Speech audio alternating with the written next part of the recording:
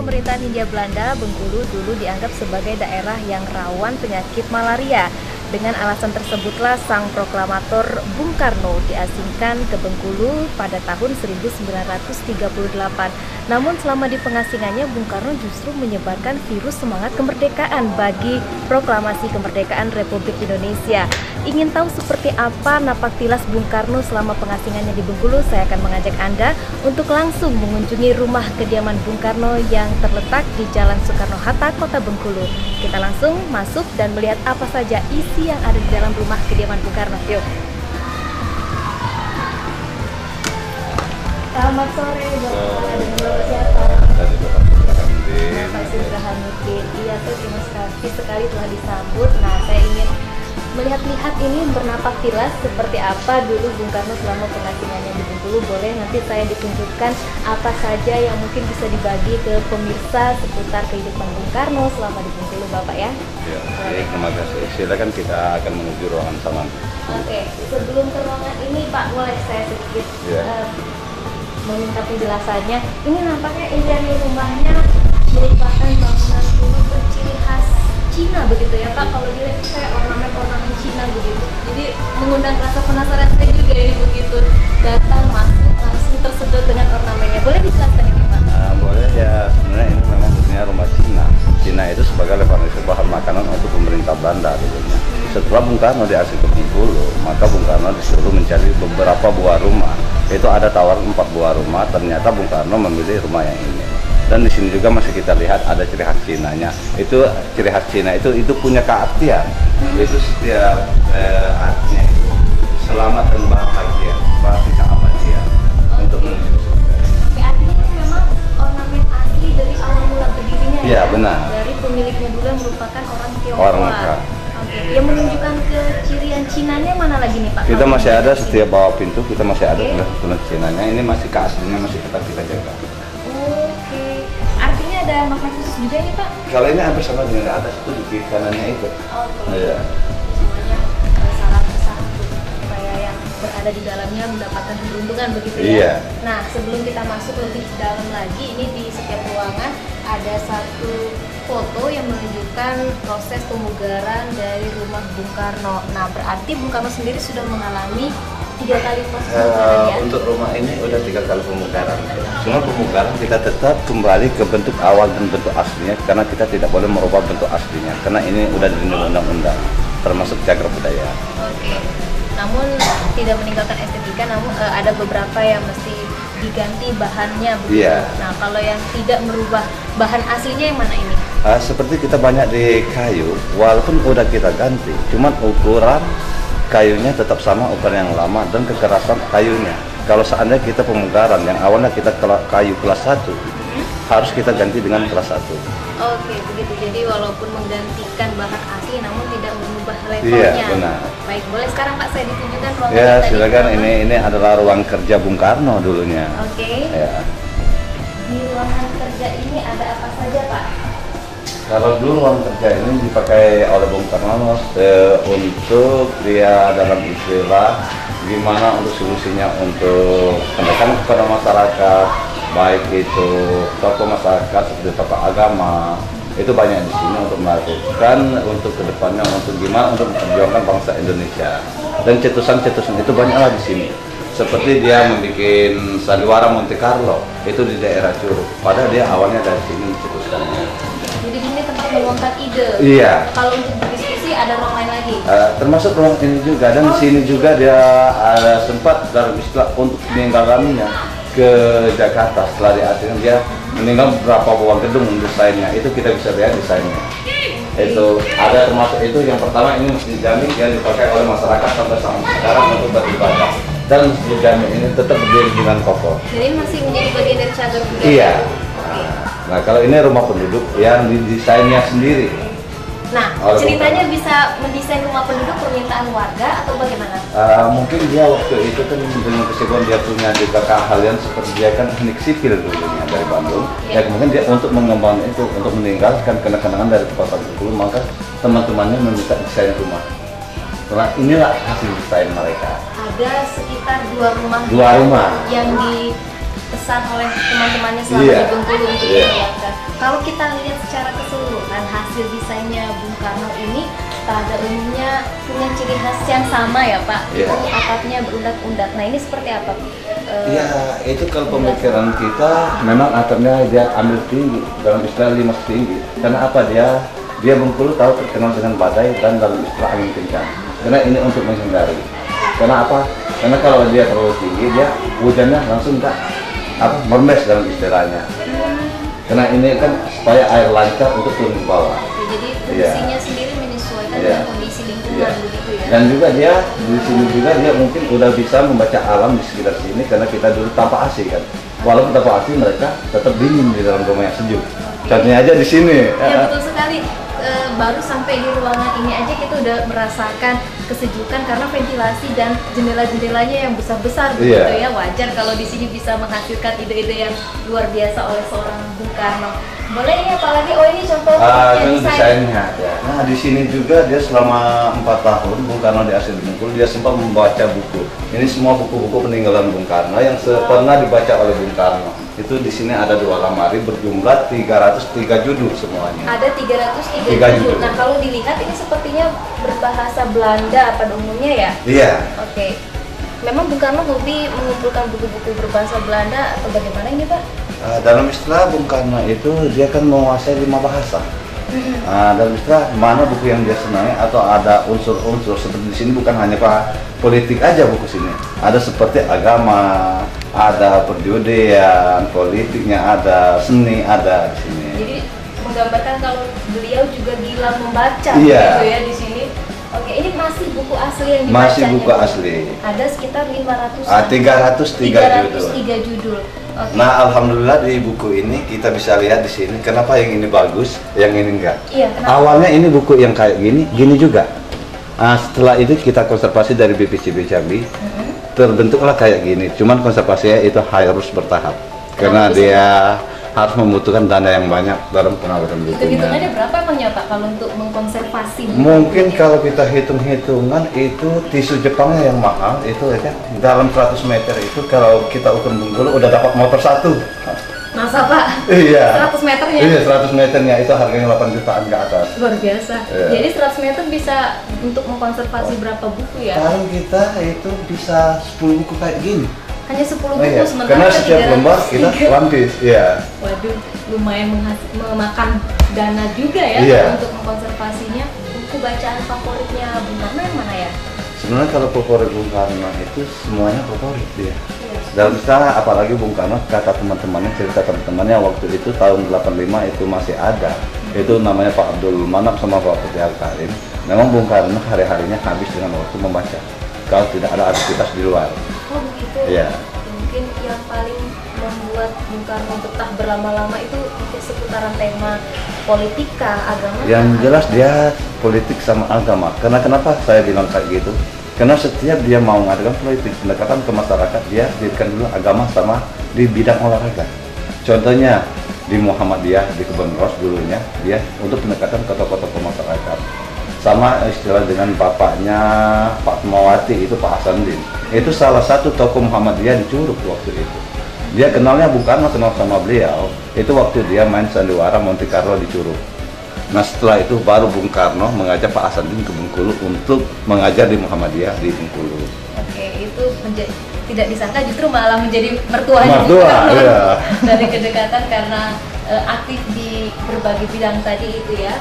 Apalagi yang bisa kita cari tahu ini soal Bung Karno di ruangan ini Pak, di ruang kerjanya? Kalau di ruang kerjanya ya dalam istilah kalau saya simak, karena saya udah lama juga di sini ya ruang ini ya itulah dia ide-idenya untuk mencetuskan bangsa Indonesia merdeka. Dan dari sinilah waktu itu dalam istilahnya ide-ide yang cemerlang itu dia gunakan. Wow, lumayan ya. Kalau yang tidak mengetahui mungkin awalnya hanya memandang ruangan biasa, tapi Iya, benar. setelah kita mengetahui bahwa dari ruangan inilah muncul ide yang justru menjadi ujung tombak untuk bisa memproklamirkan kemerdekaan, Iya, kita mungkin benar. akan merasa beruntung bisa tiba di ruangan ini. Tidak disangka begitu ya Pak, dari ruangan minimalis seperti ini justru bisa membuahkan hasil yang luar biasa. Boleh kita ke ruangan lainnya lagi Ya Pak? sekarang kita ini ke ruangan ini. Nah ini kenapa bisa dibuat aksesnya langsung ya Pak? Ini karena dia ke setiap perancangan Bung Karno dan atau tempat tinggal Bung Karno selalu ada sesuatu.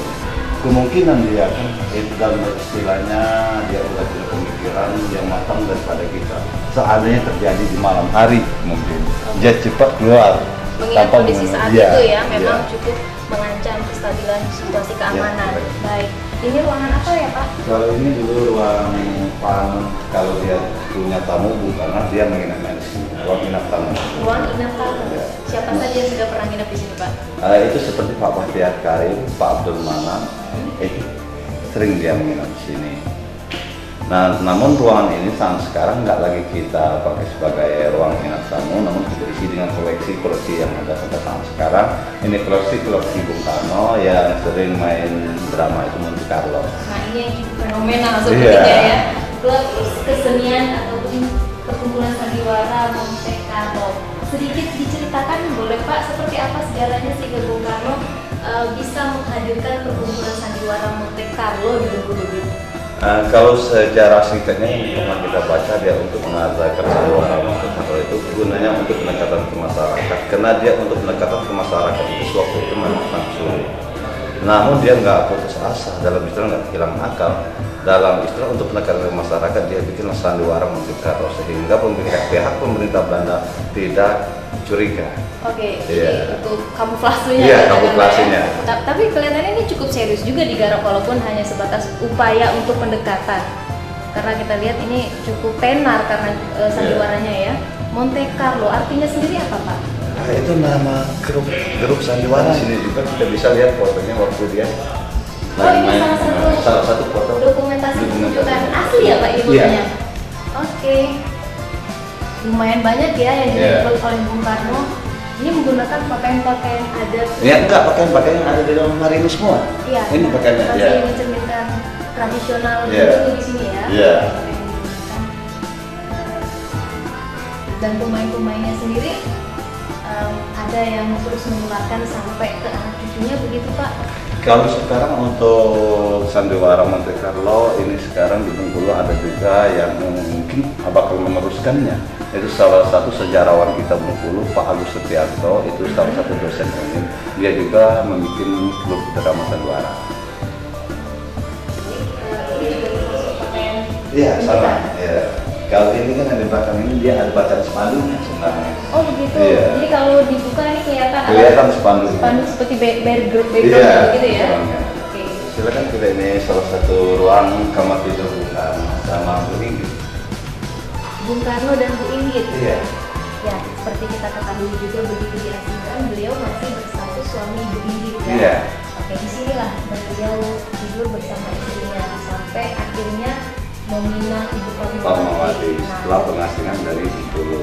Oke, Ibu Fatmawati kita kenal mempunyai prinsip yang tidak ingin dipoligami. Ceritanya sampai bisa dilamar oleh Bung Karno dan bagaimana dengan Ibu Inggit saat di sini begitu Bung Karno tertarik dengan Ibu Fatmawati bagaimana Pak? Nah, itu kalau kita menurut ceritanya itu betul di Bengkulu sendiri yang kita ketahui itu waktu itu Ibu Fatmawati itu sempat jadi anak angkat oleh Bung Karno dan juga disekolahkan oleh Bung Karno di Bengkulu. Oke. Nah, setelah pengasingan di sini makanya Ibu Fatmawati itu malah sering bawa makanan untuk Bung Karno. Hampir setiap hari mengantar makanan karena disuruh bapaknya tadi Pak Hasan Dindi karena teman dekatnya Bung Karno. Jadi tidak ada bonus lain begitu Tidak ya? ada sama Karena sekali. Sudah dianggap seperti anak angkat. Iya, benar. Oke. Nah, setelah dia udah pengasingan dari Bengkulu, maka dia menulis suatu surat. Waktu itu kita ada surat cintanya. Mungkin nanti kita bisa lihat ini kirimannya untuk Nah, menuju ini ada Ibu bocoran Fatmawati. surat Iya, cintanya di surat sini. cintanya untuk menuju Ibu Fatmawati. Setelah dia di Jakarta, Ibu Fatmawati di Bengkulu, maka dia itu untuk memutuskan nikah. Nikahnya juga nggak langsung ketemu. Nikahnya dalam istilah nikah wakil kalau dulu. Terpisah ya. Terpisah. Nah, Bung Karno diwakilin oleh salah satu temannya, sedangkan Ibu Fatmawati diwakili oleh kakeknya. Bagaimana dengan Ibu Inggit saat itu? Waktu Ibu Inggit waktu itu, Bung Karno pamit sama Ibu Inggit, dalam istilah dia mau menikah lagi. Setelah itu Bu Inggit sendiri yang mau minta cerai. Dan juga Ibu Fatmawati nggak mau dipoligami. Nah, alasan Bung Karno menceraikan Ibu Inggit karena tidak punya keturunan. Oh begitu. Iya. Jadi Karena waktu faktor umur juga mereka udah selisih jauh. Mungkin Bung Karno baru umur 28 tahun, Ibu Inggitnya udah 48-45 tahun. Karena Ibu Inggit itu kan salah satu ibu kosnya Bung Karno sewaktu kuliah di Bandung. Nah, kalau ini salah satu foto ayandanya Bung Karno. Raden Sukemi Sosrodihardjo. Iya. Oh, ini sosok ayah Bung Karno. Dan ini meja rias Ibu Inggit. Iya, meja rias. Aslinya seperti ini? Iya, untuk aslinya. Oke. Sangat artis, cukup simple namun masih artistiknya masih ada ya Pak, karena terbuat dari bahan yang memang sangat berkualitas. Oke. Selanjutnya, Nah, kalau ini kita bisa lihat foto Bung Karno sama Bu Inggit seperti ini untuk ini. lihat sekali seperti apa Iya. ekspresi wajah saat masih bersama istri ya. Iya. Kesetiaan Ibu Inggit sangat terlihat jelas dari wajah yang ini kasur. Selanjutnya ada Tempat tidur. Tempat tidur ini kita besinya masih asli. Asli ini masih terjaga, cuma kasur sama kolam di bawahnya kita bilang ya asli lagi. dengan ukuran seperti ini, beliau memang tidur satu kamar selalu Pak? Dia satu kamar. Memang kelihatan tempat tidur ini kan kecil. Kecil. Cuman kalau kita sendiri, saya sendiri pernah mencoba, jadi kaki saya cuma segini malah. Kalau kelihatan ukurannya pendek. Jadi terlihat seperti pendek padahal Iya. di dalamnya Iya. luas ya. Iya. Ya, kalau orang Bengkulu bilang ini katil kalau Katil, tidak salah. iya. Besinya besi asli dan kasurnya terbuat dari kapuk. Iya, gitu dari ya. kapuk. Tidak ada kelambu-kelambuan dulu digunakan Pak. Ada dulunya kelambu, cuman kelambunya kita tidak menemui kelambu aslinya lagi. Dan sekarang juga kita mau cari kelambu replik ikannya juga nggak ada ukurannya segini. Tapi kalau kita sudah berada di kamar ini, hawanya sudah mulai hangat ya Pak. Iya. Nah, ventilasinya mulai dibandingin di tempat sebelumnya Makanya ya. dia jendelanya dua.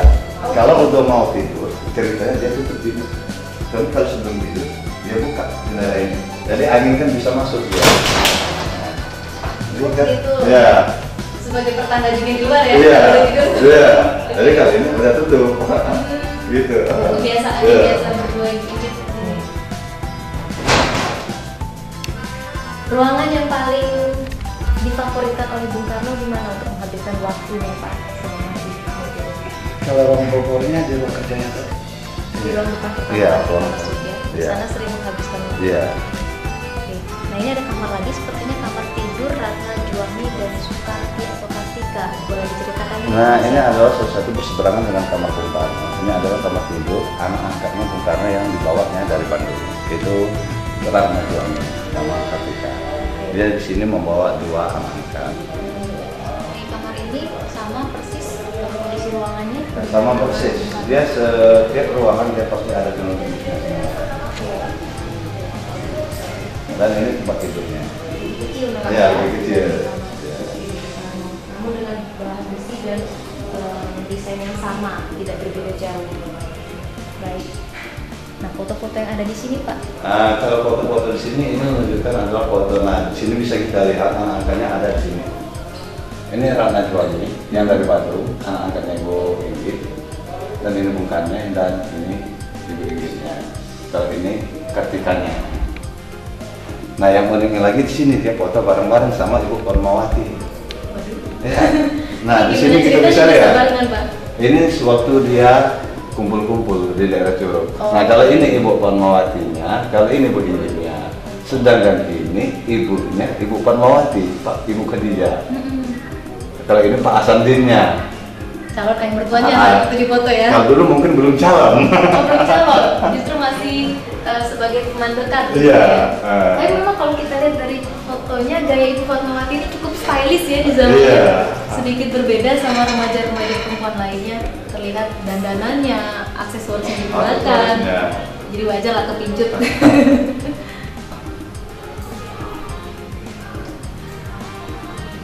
Selanjutnya kita mau ke ruangan lagi Pak. Kita bisa apa kok? Bisa ke ruang sana. Kita ada jauh satu, yaitu kita ruang tamu Bung Karno. Itu ruang Itu tamu. kalau dia punya tamu. Ya, Oke. silakan. Nah, sebelum memasuki ruang tamu, ini ada sebuah sepeda ontel ya, Iya. yang biasa digunakan. Boleh diceritakan ini keseharian Bung Karno dengan ontelnya seperti apa dulu? Nah, dalam istilahnya untuk misal sepeda ini Bung Karno memang waktu itu tidak bawa apa-apa, dalam istilah hanya bawa badan dan istrinya. Di sini juga dia dipinjami temannya satu buah sepeda. Ini adalah sepeda Pak Manap dulunya, Pak Abdul Manap. Maka dia Bung Karno dulu, maka diserahkan sama Bung Karno untuk kendaraan Bung Karno sehari-hari setiap ada aktivitasnya di Bengkulu. Pada masanya dulu masyarakat yang menggunakan ontel sudah banyak atau masih terbilang sedikit langka? Hitung kalau kita hitung dalam istilah kita pernah tanya juga sampai saat sekarang yang nama sepeda ontel untuk di Bengkulu memang kurang dalam istilahnya. Jadi ini kalau udah menggunakan ontel biasanya udah dalam istilah kalau untuk sekarang udah ekonomi menengah ke atas kalau dulunya. Dan ini juga dia masih keasliannya masih tetap kita jaga. Cuman yang nggak aslinya banyak, karena banyak dulu termasuk ban buntu itu yang nggak ada angin. Ya. Oh, jadi ban yang digunakan ban yang tidak ada angin. Iya. Peleknya berarti bagus banget ini ya. Iya. Dan di sini mungkin kita melihat sepeda ini kenapa sih harus dikaca? Karena ini salah satu di sinilah sebenarnya kita dulu terledor dari pengunjung. Dulu ini sadelnya ini lengkap tempat duduknya.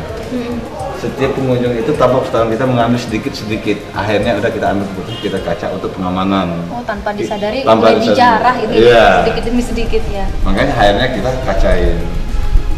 Ini kan juga harus dijaga untuk apa namanya keaslian besinya supaya tidak berkarat. Membutuhkan perawatan khusus juga, Pak? Ini untuk sementara memang kita belum merawat khusus, tapi nantinya ada juga dalam istilah konservasi sepeda ini juga. Oh, kalau untuk sementara cuma yang bisa kita lakukan dalam istilah pengetahuan kita sendiri, belum dalam istilah dengan bahan kimia, cuma kita hanya menggunakan oli murni untuk mengolisinnya. Itu paling nggak oli murni itu 1 bulan sekali untuk mencegah timbul karat baru. Jadi tetap bertahan kayak gini dia. Perawatan ala kadarnya dulu ya, paling tidak supaya menjaga kualitas dari besi sepedanya. Nah, ini ada ruangan tamu. Nah, kalau di sini di ruang tamu ini kita bisa lihat inilah salah satu peninggalan kursi dan meja Bung Karno untuk menyambut tamunya kalau ada tamu di sana ya. Ini sekat hanya digunakan untuk menjaga supaya kenapa di sini kita masangnya rotannya. Kalau udah kita replika waktu tidak ada keasliannya lagi. Tapi ini yang asli. Ini yang masih aslinya, makanya kita jaga dengan kayak gini. Kalau dulu tidak digunakan ini ya. Karena ini bahannya juga mudarat. Kalau setiap pengunjung 1 kali duduk, kalau 100 pengunjung hancur ya kan. Nah, di sini bisa kita lihat Bung Karno. Di sini mungkin kita bingung di mana Bung Karno ya. Mungkin bagi orang yang belum pernah hafal benar nggak tahu di mana Bung Karno ya. Yang di mana sini ya? kita lihat ini yang pakai topi itu lah Bung Karno tanpa menggunakan peci. Pakai topi. Ini yang dipegang topi. Oh, yang dipegang topinya. Oh, itu wujud asli Bung Karno Iya. kalau nggak pakai topi atau peci. Iya. Tidak menyangka sama sekali ya, Iya, Pak? ya. Itu kejadiannya lagi ngapain, Pak? Itu kalau nggak salah dia ada acara waktu itu. Oke, itu ada di sebuah perkebunan kelapa ya. Iya. Lokasinya di mana ini? Itu kalau nomor ceritanya itu daerah pantai kita. Nah, di ruang ini juga bisa kita lihat ini adalah salah satu ruangan teras bagian belakang, salah satu ruang makan Bung Karno, ruang makan. Dan di sini kita masih bisa lihat ini meja replika makan rumah Bung Karno. Ini replika namun Iya. bentuknya dulu seperti ini Iya. kalau makan. Dan itu kita mesti lihat dalam kita kalau untuk orang Bengkulu mengatakannya kabar. Cuman kalau untuk Indonesia itu lemari makannya. Oh, kabat kalau istilah Bengkulu ya. Iya. Saya Bengkulu aja baru tahu, Pak. Kalau ada istilah rumah makan itu kabat. Sengaja ditempatkan di ruangan terbuka seperti ini alasannya, Pak? Nah, kalau alasan Bung Karno, dia memilih salah satu adalah untuk dia gimana dia makan supaya meninggalkan makan itu sambil memandang untuk keluar. Dan dulu di sini juga ada kolam ikan. Jadi setelah dia ada sisa makan, dia langsung melempar ke kolam ikan untuk mengasih ikan makan. Nah, kalau sumur ini ceritanya kita belum juga bisa mengatakan untuk awet muda atau menambah rezeki atau cepat jodoh. Itu semuanya dari kata pengunjung sih. Oke, boleh kita mendekat ya, Pak? Ini Ya? boleh silakan.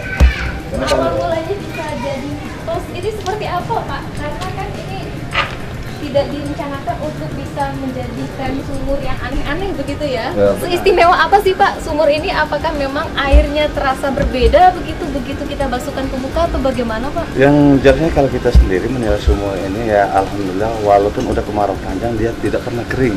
Oh, dan begitu? juga airnya juga itu bening, tetap bening. kayak air aqua. Nanti bisa kita timbang, kita lihat airnya. Boleh, nanti saya coba juga ya Pak. Nah, dulunya sumur ini seperti apa digunakan oleh Bung Karno? Apakah memang Bung Karno memiliki kebiasaan khusus menggunakan air ini untuk kebutuhan tertentu atau bagaimana Pak? Yang jelas sumur itu untuk kebutuhan sehari-harinya Bung Karno, termasuk mandi, minum. Jadi tidak ada kebutuhan yang aneh-aneh begitu ya? Iya. Justru masyarakat sendiri yang menciptakannya Iya, begitu. benar. Belum zaman dulu kan belum ada namanya mesin. Ini peretan seperti ini digunakan ya? Nah ini kan walaupun udah masih kemarau, airnya tetap banyak. Pada ini pagi sore kita pakai untuk menyiram kembang. Udah berapa kubik air yang kita sedot setiap hari. Oh begitu. Masyarakat sendiri ada juga yang memanfaatkan air ini kalau musim kemarau? Dalam istilah mungkin dia nggak mau kesini terlalu jauh kali. Nah ini kan airnya tetap bening. Airnya memang jernih, Iya. sejuk ya Pak? Iya sejuk. Jadi kepengen mandi. Oke, boleh Pak. Kita lanjut lagi, ini sepertinya cukup menarik juga ya. Nah di sini juga kita dari sumur, ini kita ada melihatkan bangunan. Iya, bangunan. Nah ini bangunnya fungsinya dulu. Ini yang pertama ini ada kamar pembantu Bung Karno dulunya. Ada berapa pembantu beliau? Pembantunya itu ada 3. Itu pembantunya yang laki-laki yang khusus untuk di sini itu laki-laki, itu pembantunya dari Curug semua, dari kota Bengkulu. Nah ini adalah salah satu kamar pembantu, yang keduanya gudang. Untuk penyimpanan apa?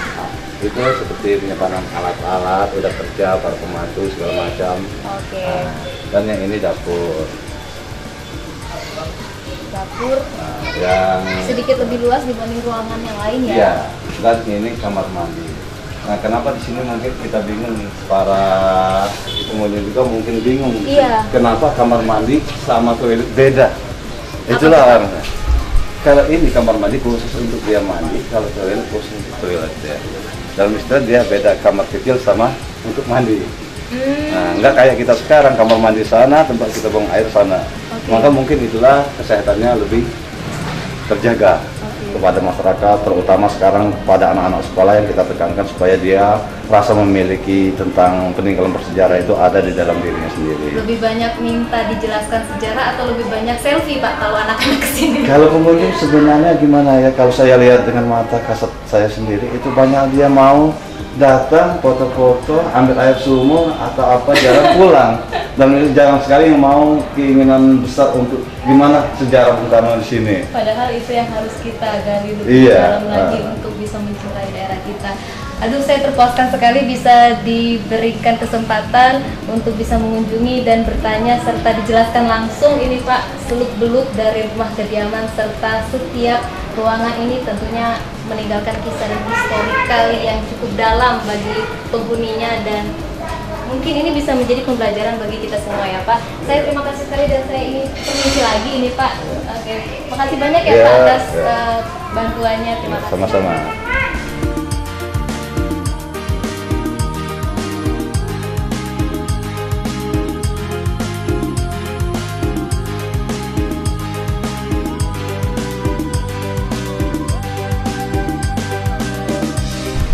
Baik pemirsa, dengan perjalanan saya hari ini ke rumah kediaman Bung Karno, tentu Anda sudah dapat mengambil nilai historikal ataupun informasi yang mungkin menambah kecintaan Anda terhadap Bengkulu, terutama sebagai daerah yang pernah disinggahi Bung Karno, bukan hanya sebatas untuk sebagai daerah pengasingan, namun di sini banyak kisah dan banyak makna, banyak cerita yang telah diberikan oleh sang proklamator selama pengasingannya di Bengkulu. Semoga dari tayangan yang kami hadirkan bisa memberikan manfaat dan sampai berjumpa untuk edisi selanjutnya.